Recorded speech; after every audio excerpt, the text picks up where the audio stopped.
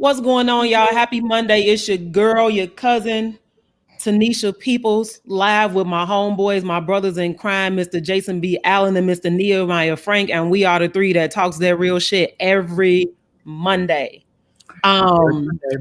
Before we even get into talking the real shit, y'all, I gotta introduce two very special guests. First of all, y'all, let's clap it up for Black people running national organizations. We got two leaders, two dope Black people running national nonprofit organizations that are helping to better and advance education for our Black kids. We have Miss Naomi Shelton and also Mr. Rashaun Holliman Kemp. So how y'all doing today? And welcome to the show. Doing good. Doing really well. Yes. So let's get into it, y'all. What do we need to talk about before we get into school choice is the Black choice for National School Choice Week? I think, obviously we need to talk about our new administration a little bit, get into it a little bit.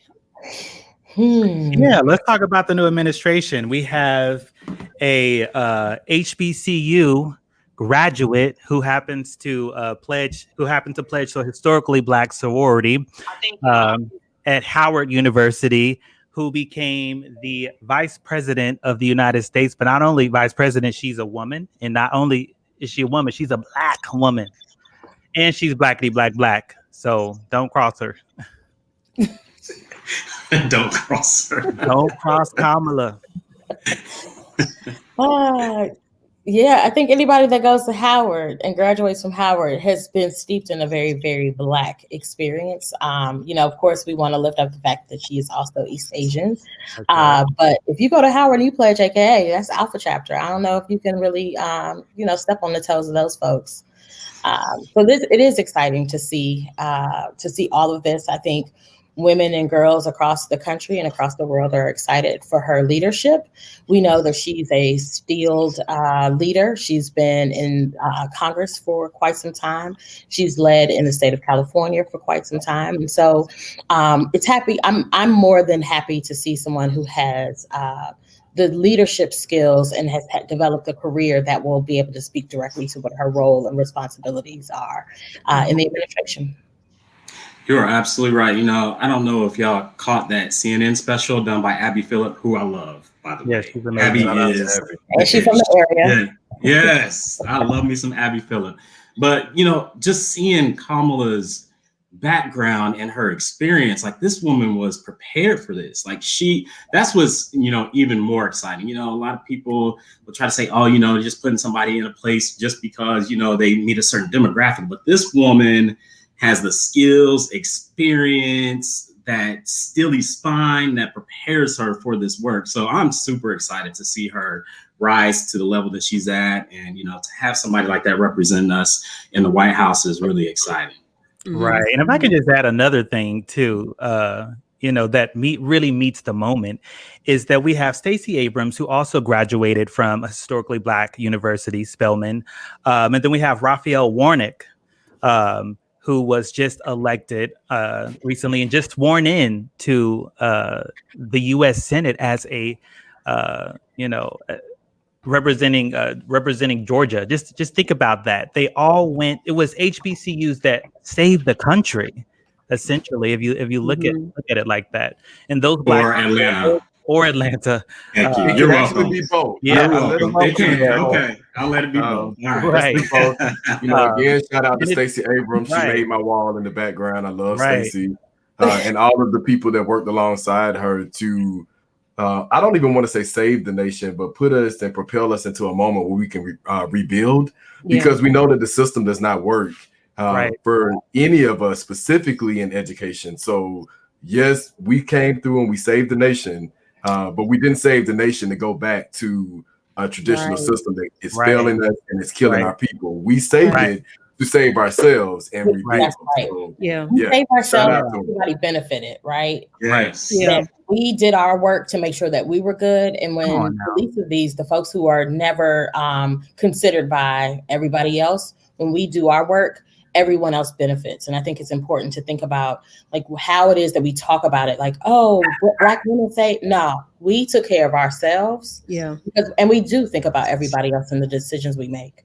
So I think that's really important, Jason, that we think about. I like to call Atlanta the, U.S. Wakanda. Yes. Y'all did show up, right? But we did that for our benefit, and everyone else reaps the benefits of that. That's true. I think that, the word of the year that, something we like to talk about a lot on this show is accountability. We did it for our benefit, and now we need to see those benefits come to fruition. And so, Naomi, don't get on me because I know you like a hardcore Joe Biden fan, but we love Joe, we love Kamala, but we have a history of elected officials not serving our communities. And so, people are saying, well, y'all coming at Joe and Kamala like they supposed to save the world in a week. No, not exactly, but we just need to get in where we fit in, which is why us Bright Beam activists composed a list of education demands that we want the administration to look at and actually implement so that, we can hold them accountable to the Lift Every Voice plan. And so y'all be on the lookout. I'm a shameless plug. I'm gonna plug my family. We doing the work. Y'all be on the lookout for our demands coming out this week. In the next couple of days, y'all check it out. If we can get into that, that'd be great. And thankfully, Rashaun and I were like thrown into the deep end of the pool of our work by having to draft something to push back on what the administration has already done that undermines a lot of what they said would happen when it comes to education. So we can get into it a little more deeply, but having to say directly to the administration, hey, we asked for these specific things in the leadership of the Department of Education. Y'all have demonstrated that you did not hear us. And so we oppose the nominee for the deputy or the assistant secretary of the Department of Education. We can share more information about that, but literally, I think we were introduced over email, and within that 10 minutes, we were writing and drafting a document to say, nope, that is not what we asked for. You're going to give us one thing and show that to the world, but what you're showing us in picking this person that flies under the radar is that there are still going to be problems. And being able to, out of the gate, link up and say, no, that's not what we asked for. And so we're going to push back. And we'll continue to do that, not just for charter schools, but for parents, families, and communities. That's good. Yeah. Can we get into it for a second? Yeah, let's get into it. I want to jump right in and just, I want people to really look this up and, understand the, impact that this has. Like Naomi said, I really feel like she's now my sister. Like we are going to be connected at the hip on just about everything. And it's because of the fact that we are saying that charter schools are an important tool that's, really getting a lot of notice in Black and Brown communities. And beyond that, you have a deputy secretary for education that's now been nominated out of California. Me and Naomi both are, Joe Biden fans. We love Kamala.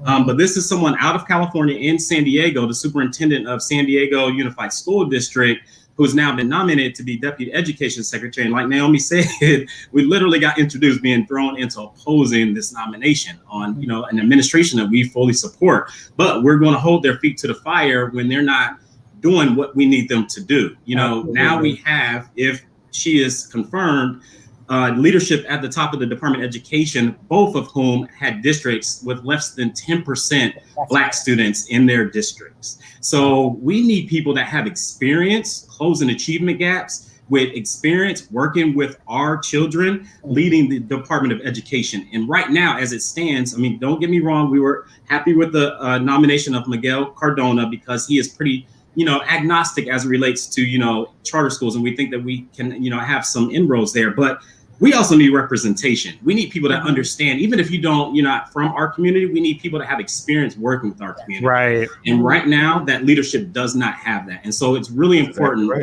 please, look up Cindy Martin. There's, issues out of San Diego. Even the NAACP in San Diego has opposed her nomination. Oh, Lord, that speaks volumes. It does. There are a lot of parent voices that need to be heard on this nomination. And so, it's really important that people know exactly who this is. It's Cindy Martin, the current superintendent of San Diego Unified School District, has been nominated to be deputy education secretary. And me and Naomi have joined together to oppose this nomination, but we need other people to be informed on this, because this is something, like Naomi said, it kind of slides under the radar. Like Deputy Education. Can I ask you guys a question? So do you guys have any like press out there that are working with you? Because we're available. The Black Wall Street Times would love to publish we did something like that. Draft a joint statement, and we can make sure that we continue to amplify that and share that with you all directly. I think it's important to hone in on, yes, this is an issue for the work that we do, but I think more importantly, it is an issue for parents and families and students specifically that are in the special ed community. There have been comments and things that have happened under her leadership that just speak to a lack of attention and respect for the various intersections of the Black community, the ways that students show up with IEPs. There's so much there, and we could go very, very deep on this. I think it's important that, like Rashaun said, recognizing that it is about representation, but it's also most importantly about respect. And the fact that she has been so flagrant about her lack of respect for communities of color, communities with special needs, all of those things are important, especially coming out of and as we're working our way through this pandemic. So Naomi, what kinds of what are the examples that she has? So I will say this. I've processed a lot because it is a lot to process. She has been on the record saying very negative things that fall in line with the anti-charter rhetoric that comes from teachers unions. Additionally, they have been cited for undermining the process around special education and serving students with special needs. There are parents and families who have testified, and we're currently looking for parents to write affidavits to say the types of experiences they've had under her leadership. I don't want to get into the details of what that looks like because those are the stories and narratives of those parents, but there are very flagrant things that have happened under her specific leadership or that she has said and done directly. And like Rashaun said, less than 10%. So to give hard numbers, that's less than 80,000 Black students being served. And we know, yes, that we are not the majority in this country, but we know that majority of the students that are served in public education are Black and brown. And for them to have such a low number of students served speaks volumes about what they understand about those communities. So what should parents and advocates be doing? Oh, brother Neo, hold on 1 second, brother, because I don't want to get too far away from. I wanted to add a resource to the point that Rashaun made, and I didn't want us to get too far away from that. She also has impacted, and a lot of people may not know this data. She has a great influence on discipline policies that impact Black and brown children. And so I wanted to also highlight organizations such as CREED in North Carolina, who has done a big stance against this nomination of her in regards to those policies as well. So it's special education, it's the school to prison pipeline. It's also policies that she's influenced in other places in the country as well. So I wanted to highlight some of the other organizations as well as NPU leaders, National Parent Union leaders that have been speaking out about this as well. And just to give some, data points, I'm going to add to that, in terms of the Black student success in her district, that is alarming, that over 80% of Black kids are not meeting standards in math, over 70% in reading. So, that is alarming when you think about the success of kids in her district that look like us. And, and this administration is saying, we want this person to be the number 2 at the U.S. Department of Education. So these are some serious issues. And, like Jason said, suspension rates are alarming, too, in San Diego. And I think what's really important, because we always need to get to the crux of why it happened. I think it's really important for us to understand that the people that were on the transition and department review team, there was an overrepresentation of teachers unions on that team. That means that there are things that they were going to specifically push for. There was an underrepresentation of African-American leadership on that team and anyone from the charter space that would be able to speak to the specific issues. What bothers most of us the most, those of us that are in the space, is that there is such an attack on the charter space, not recognizing that we are such a small percentage of public schools here in the country. So for there to be such a high number of people that are pushing back, and for us to be such a small, we're literally 3% of the overall public education space. Mhm. That means that there's a reason for this pushback. And so yes, go ahead, I'm Tanisha. sorry, Naomi, because I want to stop right there. I want y'all to get into the politicization of and demonization of charter schools and school choice, and how that eliminates or ignores Black parent choice. Like, why does it happen? Where is it coming from? Predominantly, where is it coming from? Yeah, I want to give a specific example in this situation as it relates to Cindy Martin. And this kind of gives some more color and context as to why nuances are important. So, with the way that charter schools are approved, in many states and cities, you can be approved at the local level, meaning I can go to Atlanta Public Schools and say, hey, I want to open a charter school. And I could have an amazing program. I can have, a great, charter petition put together, but Atlanta Public Schools could say, no, we don't want to approve you. And they could say, they don't want to approve you because we don't want more of our kids going to charter school. It's not based upon the, how good your school is. It can be an amazing school. There's been experience of this happening, but they're just saying, because we don't want more of our kids going to these schools, we're going to deny you. And so in Georgia, there's an appeals process. You can then go to the State Charter Schools Commission, and that commission can then approve you. And a specific example is Resurgence Hall Charter School here in Fulton County. They're in the top 5% in the state. They were denied at the local level and approved at the state level, run by a powerful Black woman that is really, really good. And what Cindy Martin is saying, there should not be an appeals process. The local school districts should be the end all be all. We just want the districts to say, yes, you can open, or no, you can't. And so the issue is you're cutting out a huge swath of Black and brown charter school leaders and founders that are opening these schools serving our community. So that's a really important, it's like kind of getting in the weeds, but just I want to give that example because that's one of the things that Cindy Martin has said. She wants the district to be the sole authorizer. They are the ones that should determine that and not have an appeals process. And I think to get further into the weeds, we should look at why unions are pushing back, right? That's good. This really and truly comes down to money. Yes. And when we talk about the budgets of teachers of schools and school districts, and for specifically teachers unions, depending on where you are in the country, what their all those other things that go into the financial obligations that states have for their former employees, that eats into a significant amount of their money. That's good. So thinking about, the rhetoric around the schools, the district needs this money. It's being pilfered from traditional public schools to charter schools. Well, when you have a lower number of students, then why do you need more money? You need more money because you have all of these pensions to pay out.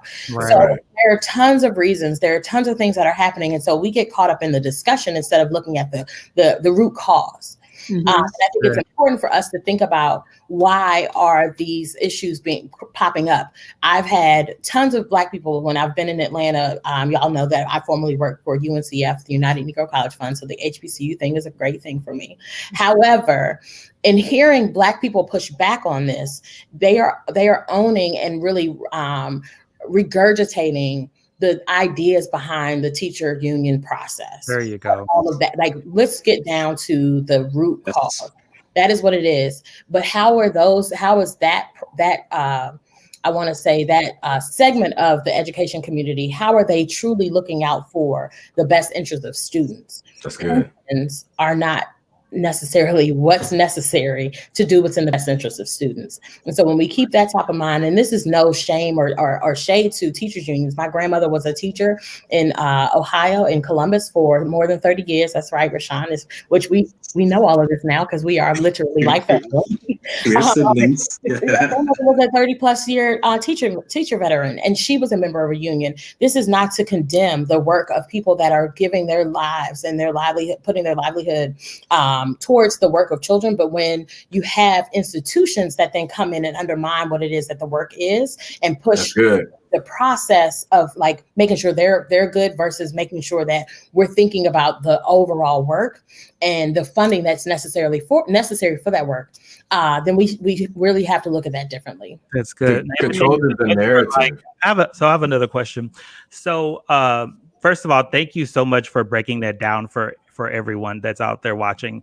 For the viewers who don't really understand why a Black family or a brown family or any family period would want to choose a charter school, can you kind of explain to them why there's this trend? Now, of course, full disclosure, I've written about it. I used to work at a charter school. But if you could just break that down for those who are watching, that'd be great.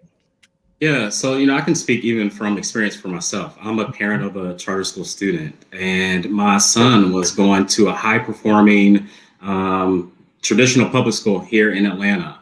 However, and I'm going to speak to my specific, story, and then I'll kind of go bigger picture. So with him, he was going to an amazing school. However, it was very well known here in the city that typically the white students are in the honors classes and the Black students are not. So even though the school was high performing, the data was different once you dug into it. And so I made the decision that it was important for him to be in a learning environment in which he had the opportunity to get the same exact opportunities as, white students in Atlanta. And I felt like at that charter school, he got that. So, now he's, taking classes at the college level. And, beyond that, it's the environment. So it is a school in which Black culture is celebrated. And, as we all know, it is so important for us because a lot of times, kind of as we talked about, last week, things get whitewashed. And we learn about, the MLKs and the George Washington Carvers of the world, but we don't get down into really understanding what happened in our history and understanding who we are and have that celebrated. So I felt like it was very important for him to have that experience in his high school educational experience. And so it's for many reasons. It is because of academically. When you look at many of our charter schools and you compare them to the traditional neighborhood school that only because of my zip code and my address, I have to send my child to that school, that the charter schools are performing better. And so, a lot of times academically, you have better success in a public charter school. And, a lot of times people argue, well, you're taking the best kids. That's not the case. That's totally a false statement. I'll give even, go a little more deeper. When I was a kid, my mom lied about my address so I could go to a better school. And, a lot of times people say, well, they're taking the best kids, and that is not the case. So there are lots of reasons. It's, culture experience. It could be just in terms of the learning environment. You want smaller classrooms. It could be that, like I said, when you are celebrating kids, and, when you are seeing the opportunity to send your child to a school that is led by and many times founded by Black and brown leaders that have been educators in traditional schools. And I think that's also a misnomer out there, that these are just random people coming from out of nowhere starting these schools. These are, professional educators that are starting schools that have said, okay, you know what? I feel like I have learned enough, I understand enough professionally, and I can offer something to kids that is not being offered in these traditional schools. And so, that's really important to have people understand that there's various reasons why parents choose public charter schools as an option for their kids. Wow. And Rashaun, can I just that point you made about having to change your address to get into the school? Like a lot of us went through that, and then unfortunately we're seeing Black parents being incarcerated for that very reason. Yes. So it speaks to the need and the desire and the lack of options available in our communities. And so public charter schools provide some of that relief for parents who feel like they can't go to the traditional system and get a good education for their kids for whatever reason. So I just want to point that out. But then you got those celebrities that got off for, paying for their kids to go to a school. That's a whole nother subject. But I just want to put a pin in that. So let's not get into redlining. A lot of this is a result of redlining things. So I have a question. I'm sorry. Go ahead, Naomi. Just want to make the quick point. One of the reasons that I support school choice and that I overwhelmingly support Black and brown families, specifically Black families, having the ability to navigate this, all of this that comes with the education space. My parents were able to send me to private school. I know that they were children that attended my school. There were classmates of mine who were able to receive vouchers. We also know that if you do not have the money and influence to be able to scale that wall, that Right. you need to be able to have something other than saying, well, public schools are the best option. We know that there are disparities between what happens in schools in more affluent neighborhoods and the ones that are not affluent.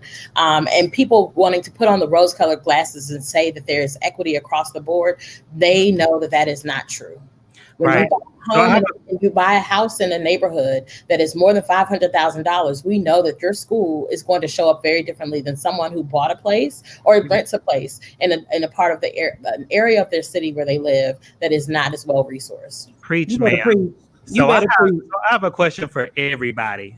Jason, Tanisha, I got a question for everybody. So to the people that say, well, you're just leaving everybody else's kid in a public school. Are you just fighting for, the kids that have the means to get in a vehicle and drive away?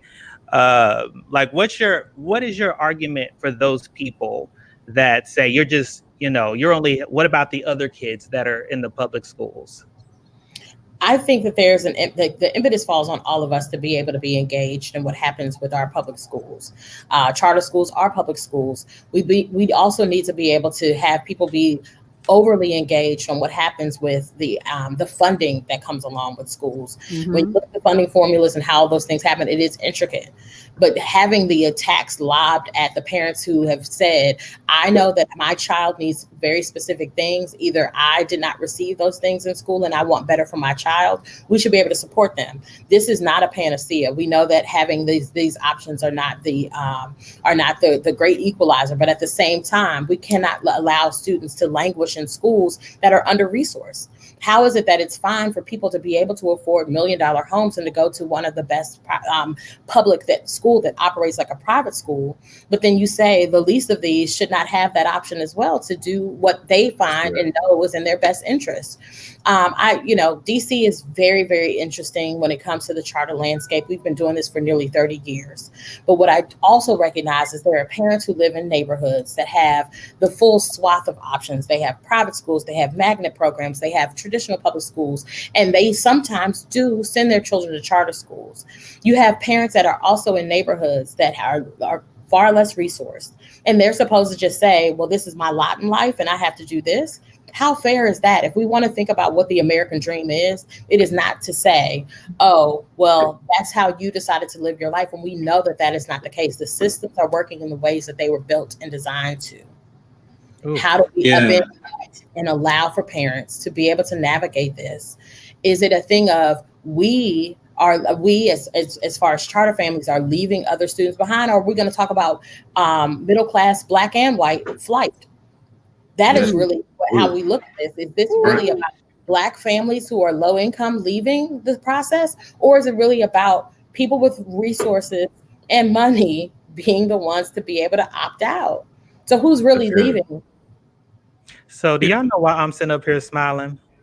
Because I know Jason, Tanisha, and me for like the past, as long as I've known them for like 4 years, I think going on 5 years, I've known them that long. And we have been pounding our fingers to death, hollering this message. And I mean, it's nice to hear you say that. We were planning a town hall. I said work because at this point in time, I'm like, we just need to throw some money down into this video and just circle it everywhere because that's exactly what needs to be said. Thank you for that. That's good. Yeah, I'm going to give an analogy here. One thing that, really drives me crazy when people say that is, let's say there was a boat out in the ocean that was on fire. Are we going to say, because that boat is on fire, let's just leave it? Or are we going to say, we're going to go save as many people as possible and make sure that they are safe? The same with our schools. We have a responsibility, to say, okay, we have public schools in our communities that are not working. What are we going to do about it? And so charter schools are one opportunity to fix that. But in addition to that, studies have shown that, you know, where charter schools exist, it lifts. It's kind of like the tide that raises all boats. It creates an environment in which the traditional public schools feel like they have to do better. To try to retain their kids, but also just because of the fact that they're realizing, okay, we're not doing something that's working. And so we have to make sure that we are providing a better service for our children. And so it's not, you know, it becomes an argument of, okay, what are we doing to save a system versus what are we doing to impact our children? And, you know, it is so important that we are making sure that we have opportunity for us to lead these things. Like it is a true opportunity. You know, I just saw, you know, Dr. Margaret Fortune just give a shout out on, she is an amazing school leader out in California, has 9 charter schools. So we have people like her that are going in and doing the work. And so I feel and let me just highlight on the front lines, because last year we traveled the country and Margaret was out there. She was out in the tents, everything. And so it's not just about leadership, it's leadership on different levels. And so we need people in the schools and on the front line, and she does both. So yeah, shout out to Dr. Fortune. To piggyback off of that, we also know that there are leaders who are like eyeballs deep in the actual work, and they don't have the ability to be on the front lines. They also know that they will be attacked in ways that when I say, and we joke about this, I see Mama Toya is in the audience, but the idea of the ways that people are attacked publicly, the way that they are attacked privately, the way that they are attacked in their homes. There are reasons why people want to be able to have cover. And without having covers, without being able to do that, because Margaret Fortune has been fortunate to be able to build a very, very, very vast set of schools. But if you are a single site charter leader, you trying to go around the country and do any of that work, it's difficult. Number one. Two, you do not want to put yourself in on the front lines to say, yes, please attack me while I'm over here trying to serve my students. Come on now. I serve as a board member for the DC Public Charter School Board.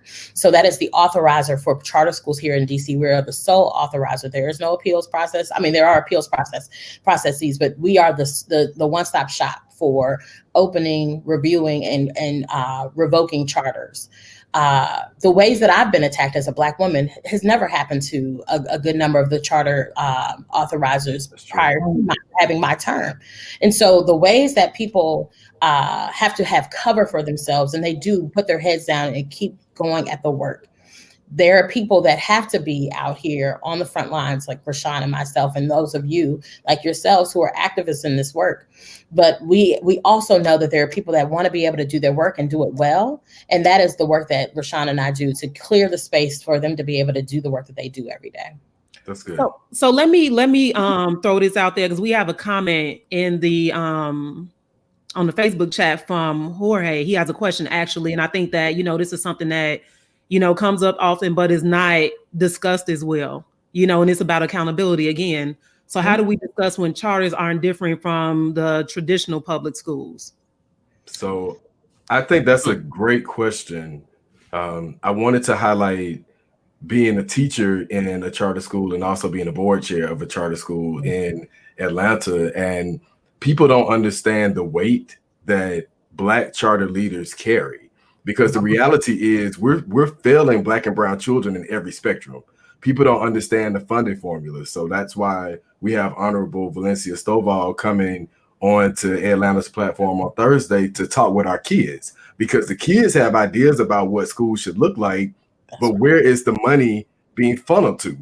And, you know, I'm throwing the money source back out there to highlight a point that Naomi made earlier about local control and how this really works. And so when we don't have school board members that know how these schools should be ran, they don't know the game. We have these school leaders that have bright ideas, but they don't have the right supporting for their school. And so we end up losing on both ends. And the power of media and communication, like if we could just imagine a Black Wall Street Times running the media for Black and brown communities, how are Black and brown communities, for people to meditate on this, how are they being communicated to about school choice, right, homeschooling, charter schools, digital learning? Like that whole thing was blown up in the pandemic. And so we have to think about how are we being oppressed with the power to control these schools financially, and how are we being oppressed about the message around school choice so that more Black and brown people aren't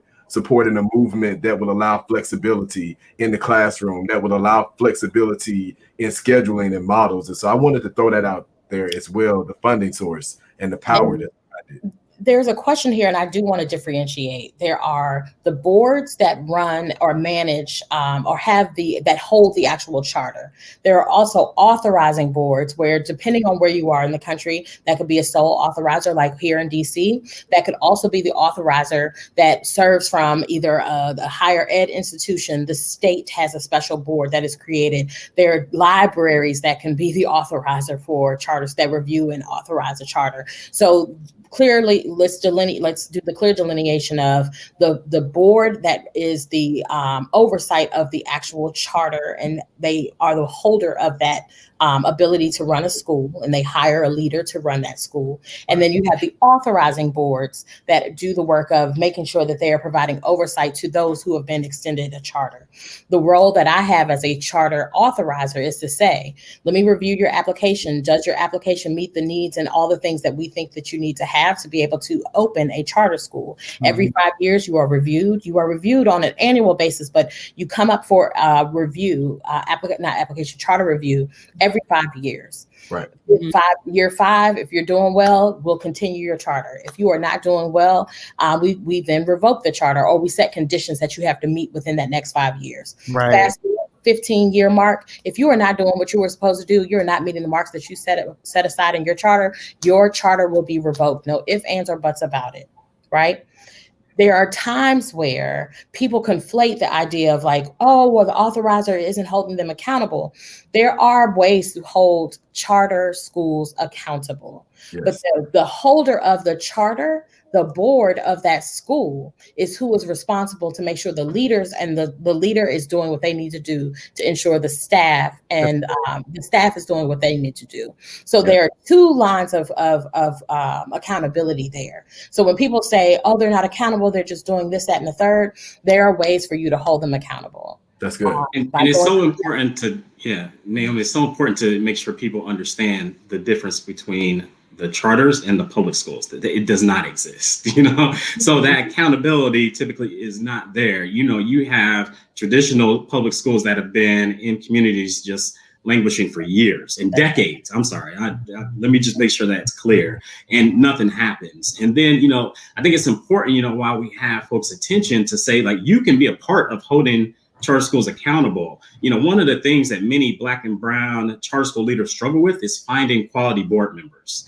and having people that are going to be actively engaged on their boards. And so if you are somebody that truly cares about what's going on in your community and you have a passion for education, if there's a charter school in your community that you feel, aligns with your views and, what you think should be done in your community, talk to that school leader and talk to the boards and consider joining the board. You can be part of that accountability that exists to make sure those schools are meeting those marks that, then have to go to in front of boards like Naomi's to, get approval and to remain open. I just wanted to throw this out there, and I know Naomi is going to come right back in. So just in this short public service announcement, we also need more Black and brown led organizations that are actually training, not just charter, board members, but also charter school leaders, so that we can be on the same page in regards to what needs to happen to ensure that public education is moving in a direction that we all want it to go. That's right. So really quickly, there was a question in the chat, or there was a statement in the chat that I wanted to address really quickly. There are people who are doing research around what parents, families, caregivers, grass tops leaders, and most importantly, students, what they want. I know that Dr. Charles Cole, the work that he's doing around surveying students. I know that UNCF has conducted over a period of, I think, 7 years, research about the perceptions of the Black community around education and education reform. They started with parents. So there's a report that they released back in 2012 called Done to Us, Not With Us. And they were thinking about what is it that's happening in the education reform space. They followed that up with not a seat at the table, but I can't remember what that report was titled, but it focused on what do grassroots leaders believe and think about the education space. But most importantly, a seat at the table, which was a student report and their perceptions of the education system. They say overwhelmingly they recognize that they need more counselors in their schools. They know that they're being over policed in their schools, and they have ideas around what should and should not happen in their schools. And we should take a look at that research to dive into what are the policy implications behind some of those asks, and how can we push for those things under this administration. That's good. That's good. I wanted to add one more thing in regards to having a seat at the table. I think that we have done the work, right? You know, we talk about this on our show often, how we have the plans, how we have the, soldiers on the ground. What I would love to see more Black-led organizations, Black and Brown-led organizations do is coalition building. We're getting the people at the table, but we don't have a pipeline. And that is one of the things that our ancestors did lack. We see that in the transition of elected officials. God, rest John Lewis's soul. But we needed a good transition plan, not taking anything away from the current person that's in place. However, we needed a better transition plan. And I would love to see, once we get at the table, we got to have a pipeline. Who's coming behind us? Who are we training? Who are we reaching out to? What other organizations are we helping to bring to the table? So I wanted to also just loop in coalition building as we're talking about these outcomes for our children. So what does that pipeline look like? I believe that it is looking at what is the traditional process to bringing teachers and leaders into the fold, but then how are we thinking about the alternative pathways into that work? I think it's important that we look for ways to elevate a lot of the alternative pathways that have been set up for Black people that are interested in going into education, but we also need to create them. So one of the things that I'm looking to do is how do we reach out to HBCUs to see who is interested in this entire education landscape. We know that people are interested in going the traditional route. I'm going to be a teacher and then I want to be a principal. What does it look like to say?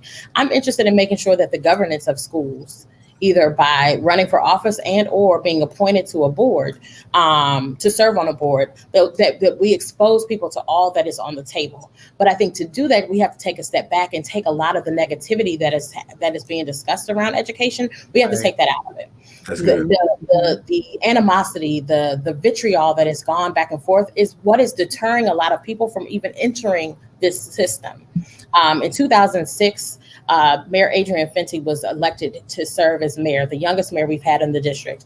He put in his priorities, one of the top 3 priorities, to shift what's happening in education. He was then demonized for that, but we now see the fruits of that labor. But we also have people that are saying, him taking the onus of what happens in education and going from, and I recognize that there are 2 sides to this coin. He wanted to make sure that the buck stopped with him, so he took mayoral control. In doing that, he made sure that he was the one that was held accountable. He was then subsequently fired for that. But how are we thinking about taking all the negativity, all the things that the rhetoric that is built up, all the things that are dissuading people from being interested in, because when you think about school and you think about education, you think about the classroom, but what about leadership? That is the most important thing, that we look across the full board, the full spectrum, and say we need more teachers, but we also need people that are well equipped to be able to manage and to have oversight in the education process.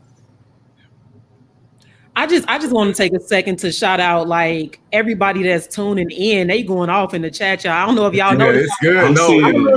Looking at the comments, everybody going off today, because I think that again goes to show that school choice is an important conversation that we need to have, and it needs to be unpacked from the ties that it has to politics and every other thing that just kind of drowns out the need.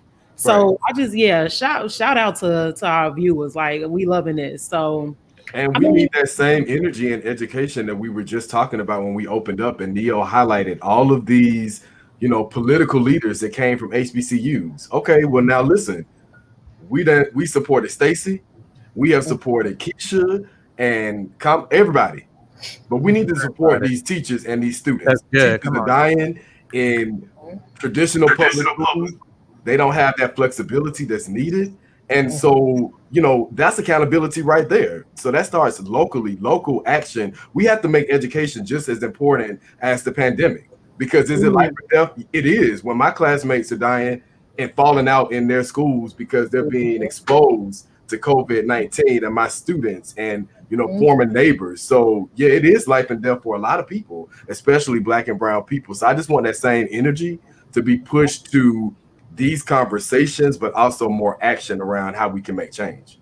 And I'll just say something. You just raised something that's really, I think, important. And some people are probably going to say, why the hell did I decide to go there? But you know, I think it's really important to stress, you know, you raised some really amazing political leaders. And we have an issue in our country as it relates to the Democratic establishment, whom many are elected because of the Black and brown people in their communities.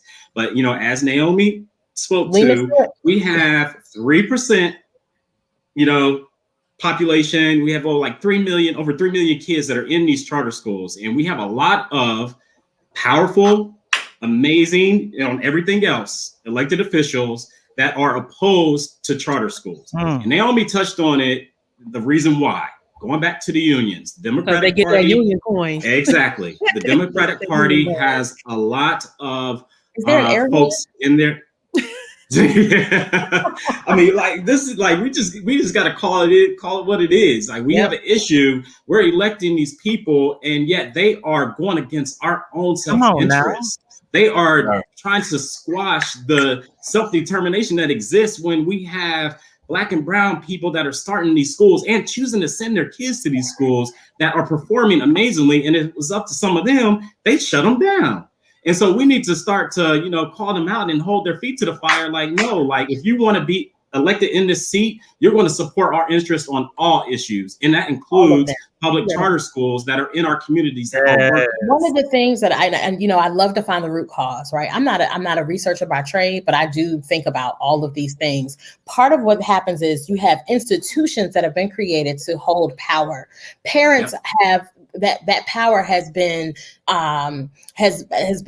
demoted in some way because there is no unifying, right? So we know that the National Parent Union, we know that the Powerful Parent Network, they are trying to really truly organize parents and put them in the front lines of how to talk about this work. And so how do we support parents in doing that? I think it is important that charter leaders, be it if you are Black, brown, indigenous, or white led, that you should be organizing your parents to really know about all of these issues. It shouldn't be a thing of, thank you for bringing your child to our school, peace out, we'll see you later. It should be, how are we supporting you and amplifying what it is what your needs are, so that we can have collective action to push back on the powers that be.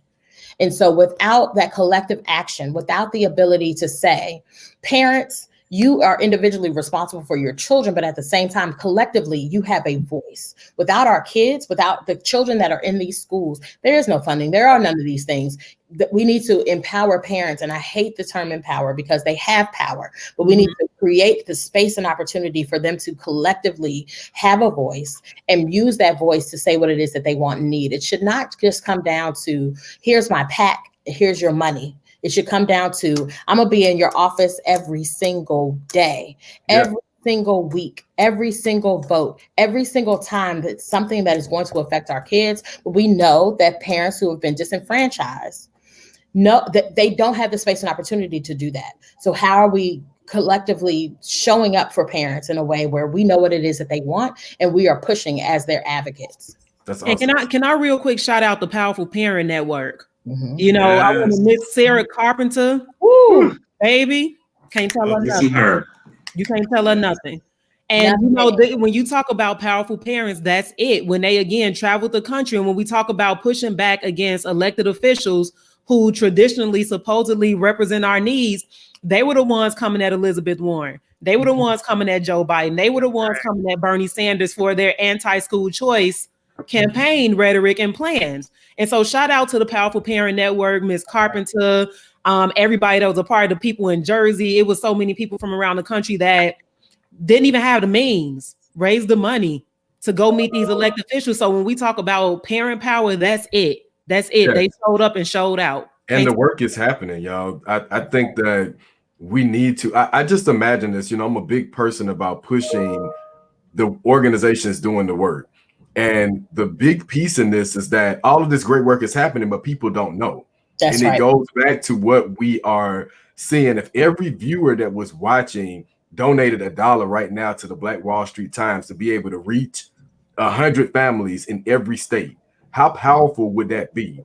And then what if every person that is doing this work was funneling their information to one place where people know, okay, let me figure out what's going on here.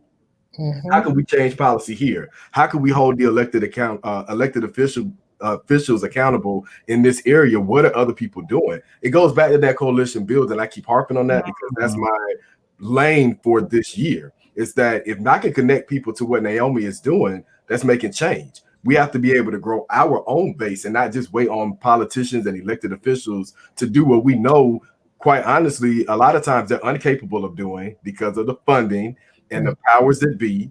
And also just because they don't have the knowledge base to do it. They don't have the right people in place. I mean, and they've been underserved intentionally, right? We know part of the reason that civics isn't in schools is because they didn't want the greater good to push back on what it is that the powers that be want to see happen. You better come on. We hold people accountable. How do we that is one of the things that we should be pushing and actively working towards. Here in DC, we have a state board of education member, because we have two boards, who is pushing to put social studies back in schools, and a part of that is civics. But what do we need to do? Because I think Michelle laid that out perfectly. Parents should not have to work this hard. Right. To get done what they need to get done. If the process was set up, and we know why public education exists now, why? Because Black people. Come on. Let's be clear.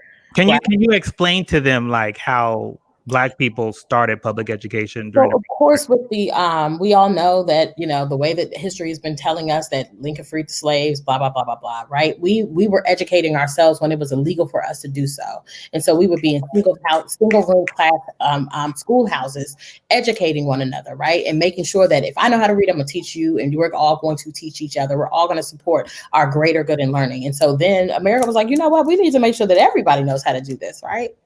So I'm gonna summarize that quickly because we don't have that much time. But essentially, the process was created because we were doing what we needed to do for ourselves, and they said, "Well, how do we then expand this?"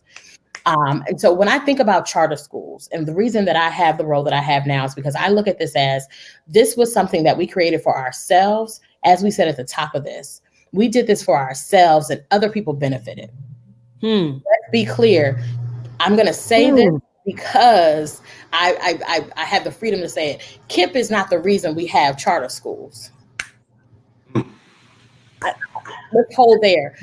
The idea that, these white organizations, we're trying to privatize. No, that's not what it is. The way that we should think about this is freedom schools, the way that we showed up in summers to show up for Black kids is the ways that we should think about charter schools. It is us saying collectively, we are going to wrap around our children and do this work. That is why NCC exists, because we want to make sure that we strengthen that network of leaders so that they are able to do their work. But let's be clear, this is not because Success Academy or any of the other large CMOs, charter management organizations, exist.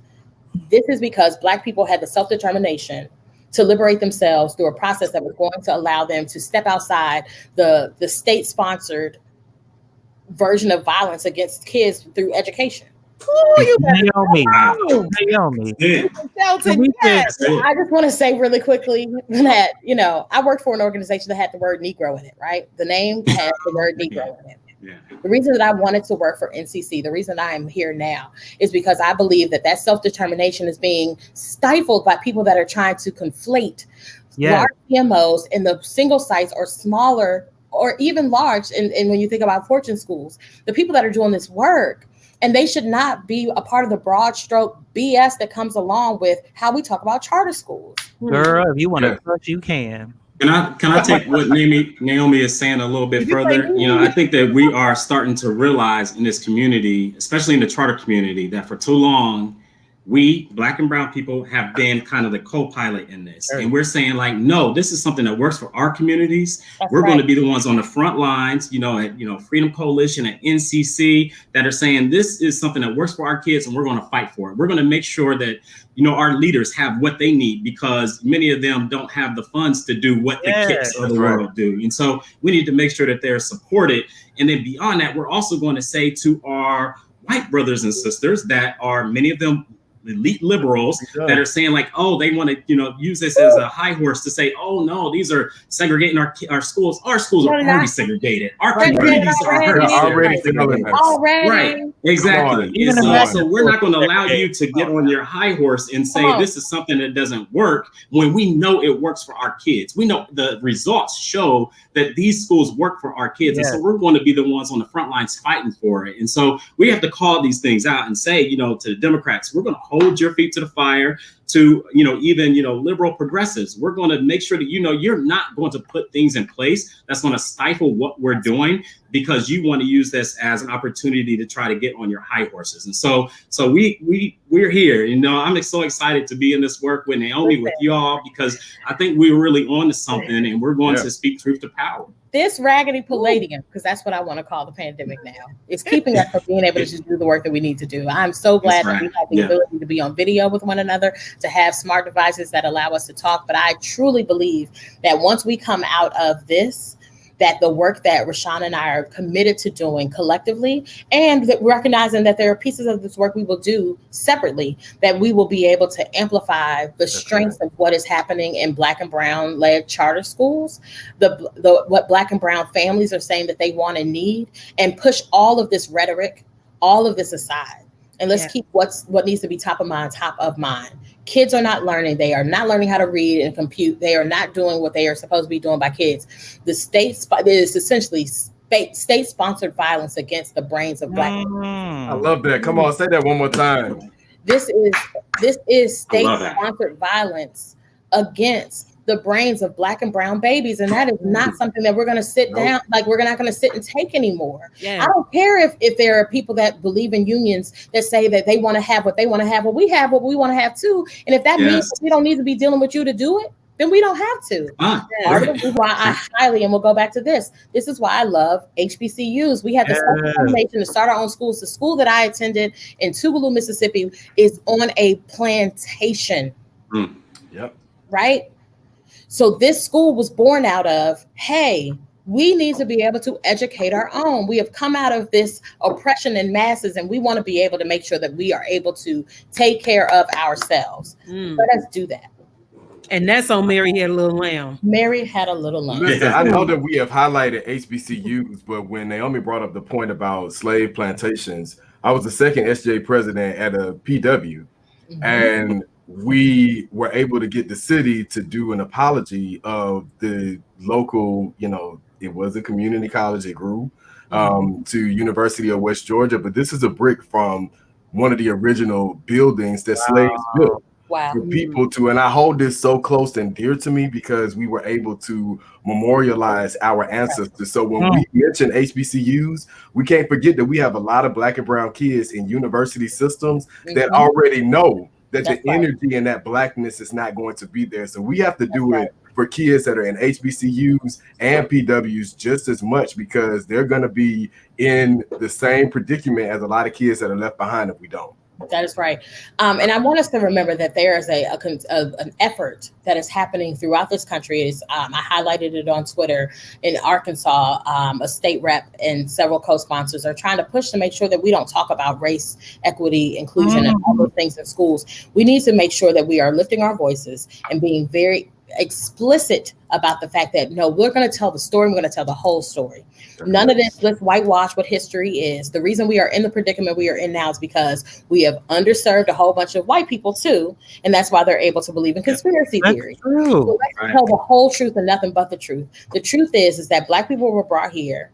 Y'all built this country on our backs. Now you want to make sure that you undermine, because I think it was Chris Stewart or someone recently said that by the time a child reaches kindergarten, Black children are out, like they are learning above and beyond what their peers are learning. And by third grade, that is diminished tremendously. So we know that is happening because of schools. Dang. Let's be clear on the truth and the whole truth. Well, y'all, woo. Y'all preach today. Y'all. We didn't even get to the questions that y'all sent us. And I know. I don't think we get to any. You don't have to do it. But I think we did. I don't even know why we send the stuff out anymore, because we just get on here and get to talking, y'all, like we on the court. It don't even matter. It's like a family reunion. I took so many notes. I didn't know if I was in class or if we were on the show. It was dope. It was so much good information. But y'all, we got 1 minute left, y'all. So let's go around and share your closing thoughts. So here are my closing thoughts. I just want to thank Rashaun and Naomi for sharing y'all Black, gifted, and talented with us. Like, seriously. I mean, it's been a joy from Wednesday all the way to Monday to see Black people making moves that could lift the race. And y'all are doing the work. So I am humbled by your work. Thank you so much for joining us. So I would add, please follow everyone that's on this platform as we build these coalitions to spread the word. Please check in with the Black Wall Street Times on Wednesday at 8 p.m. For a continued conversation on school choice. And also Atlanta on Thursday. I definitely want to end with highlighting Honorable Valencia Stovall, who will be sitting down with a group of students. And we don't listen and empower our students the way that we claim that we do. So I'm hoping to see hundreds of people chiming into the conversation. Rashaun's son is going to be moderating. So shout out to him and some of the other Atlanta students that have chimed into the show. I'm laughing because I know they should be in school, but it is what it is. Right. And that was it. This has been powerful. So I'm looking forward to continuing the work. Rashaun, Naomi. So I just want to highlight that on Monday, February 1st, because I'm thinking about the 2 and 1 just keep coming up, right? So on February 1st, we'll be hosting and co-hosting with the National Association of State Charter Authorizers. I should know what NACSA stands for. Right now, my brain is not processing, but we're hosting an event at 5:30 on Monday to talk about the great things that Black and Brown school leaders have been doing through the pandemic and how they've been surviving and supporting their communities throughout this process. And I would love to have people join us. The information will be available on my Twitter. Yeah, I just want to, go back to something we talked about at the top of this, to ask you all, definitely follow me and Naomi and our organizations, the Freedom Coalition for Charter Schools and National Charter Collaborative. Check out the statement that Naomi and I put out on Cindy Martin. I think it's very important that we are getting this information out to people. The education secretary is going to be confirmed in the not so distant future. And then eventually she has to go up for confirmation, but it's very important that people understand who the people that we elected are choosing to serve in leadership roles at the Department of Education, because it's important that our voices don't get lost in this. Well, I ain't got much, y'all. I mean, my argument has always been like, we need good schools. The model does not matter, and stop trying to deny our access. And stop messing with people who want to deny your access. I am actually about to head out in a little bit to push back against the Chicago Teachers Union for limiting parent options. So with that, we always have several calls to action on the show. And this call to action today is advocate for Black students and parents' school choice. That's right. Because the educational system has not served them well. That's awesome. So thank you guys so much, Naomi and Rashaun. Thank you for the work that you do. Thank you for being an inspiration to all of us and to so many others across the country, with your leadership and your proud Blackness. We love it always. So with that, y'all, we are out with another TDRS. We'll catch y'all next week. Until then, be good, be at peace, and go fight the good fight. We'll check y'all later. Peace and love. Thank you.